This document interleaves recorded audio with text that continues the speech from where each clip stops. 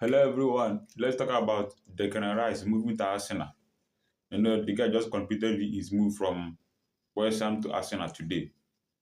It has been an amazing transfer so far for Arsenal Football Club because Arsenal being a great football club needed somebody who can stand in their midfield, play a very nice football.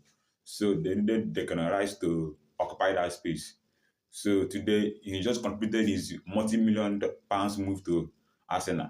I hope the guy is going to play a very nice football for Arsenal.